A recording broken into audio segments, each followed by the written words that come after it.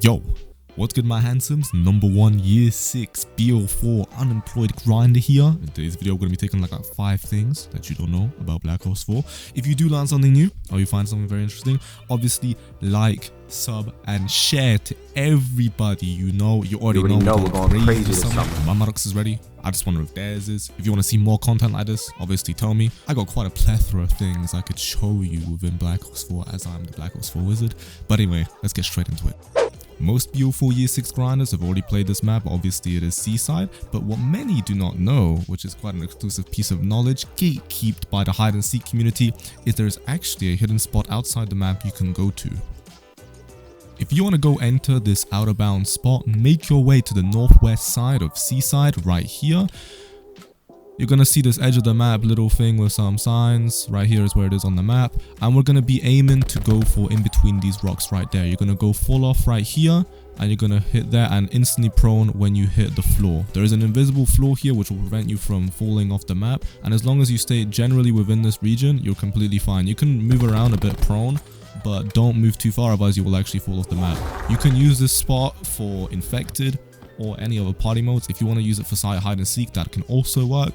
And as you can probably already guess, if you have ruin, you can actually grapple up again with your grapples, so you can go in and out of this spot.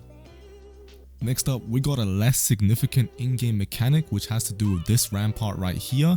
The Mastercraft version actually does not function at all with the Recon Specialist ability, which is the Vision Pulse. If you try and use both of these combined, the front glass of your Rampart Mastercraft will actually negate your Recon ability. The Vision Pulse in its intended form is supposed to mark every single enemy through all of the walls of the map.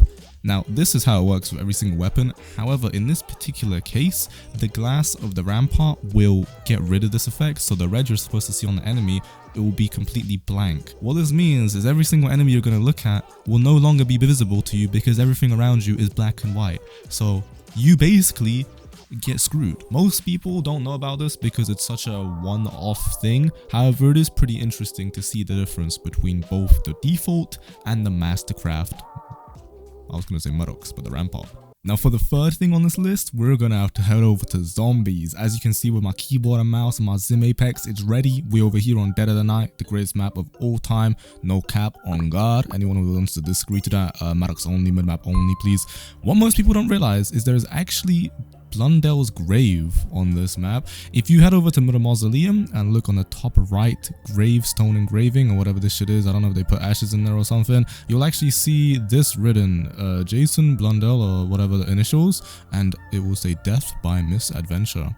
What is interesting about this isn't just the fact that you can find the lead developer's grave initials on the map, because most developers do that, it's the timing at which this would have occurred. Dead of the Night would have released on December 11th of 2018. By mid-2019, Jason Blundell would have no longer been included in Black Ops 4 update videos. By July 2019, there was a rumor that was spreading around that he was fired from Treyarch. Although this was false and called off by Activision themselves, this was almost a foreshadowing to what would happen in early 2020 when it was in fact confirmed that he had left Treyarch on his own accord and went over to Deviation Games. Even though now there is some talk that he has returned to Treyarch, I'm not too sure if that's correct or not, as I'm not interested in newer shit because I'm a BO4 Year 6 grinder. You already know how it is. Anyway, this is important because it shows that this little gravestone on Dead of the Night wasn't just a cool Easter egg, it was almost a foreshadowing to the future doom Blundell and his Treyarch endeavors would have faced. If you're ever on MP and we play SND or any other mode where you can spectate your teammate, I dare you, whenever you're spectating them, hold down triangle and see what happens.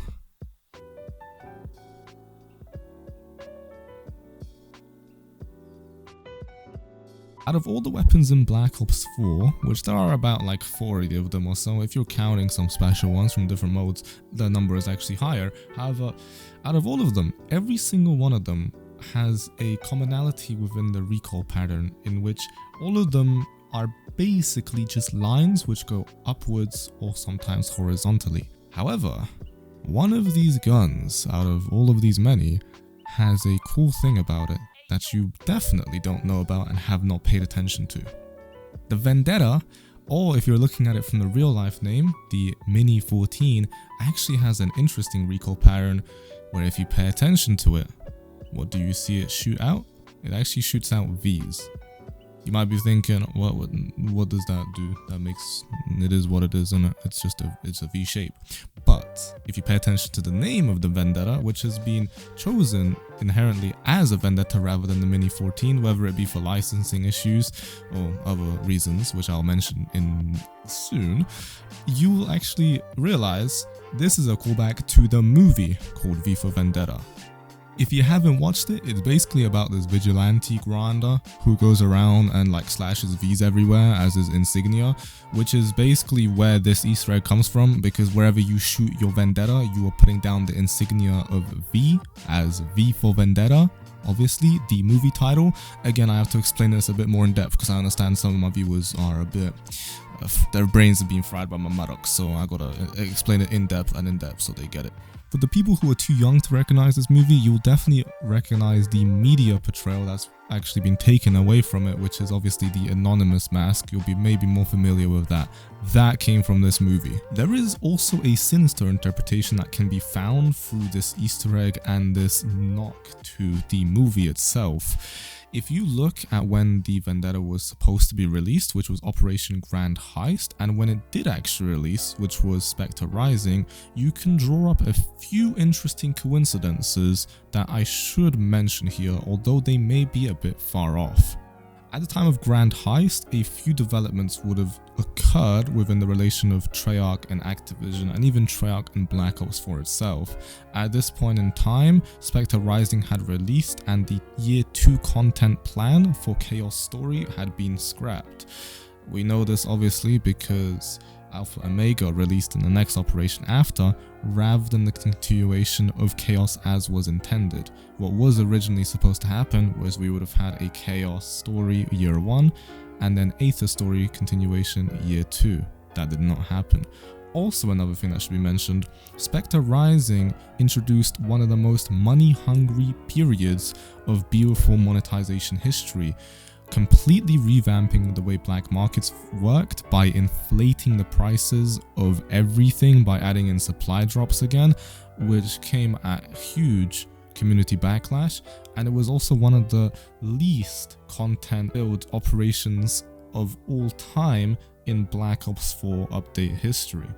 It is worthy to mention all these contexts, as the inclusion of the Vendetta as the weapon of choice for Spectre Rising can have the indication that Treyarch was possibly making a calling, trying to insinuate that there was indeed a vendetta going on between the interests of Treyarch and BO4 and the interests that Activision held for the game. If you look at what vendetta means, it is a family feud that is bloody, which by some interpretation could be seen within Activision treatment of Black Ops 4 and Treyarch itself. In the movie V for Vendetta, there is a known quote as well, which V states, and it says, "There are no coincidences, Delia. Only the illusion of coincidence." The choice of naming the Vendetta a Vendetta rather than the Mini 14, all of the context that happened within the time period of the Vendetta being released, the whole story of the Vendetta being late, which was also symbolic of the decline that would have been happening in BO4 content at the time, maybe it wasn't all a coincidence, and in fact, Treyarch was aware of what was going on and was not so happy with it. And I don't really know what else to say. Other than that, make sure y'all like, comment, subscribe, and share to everyone you know. You already know we're going crazy this summer. So, other than that, I'll catch y'all on the next one.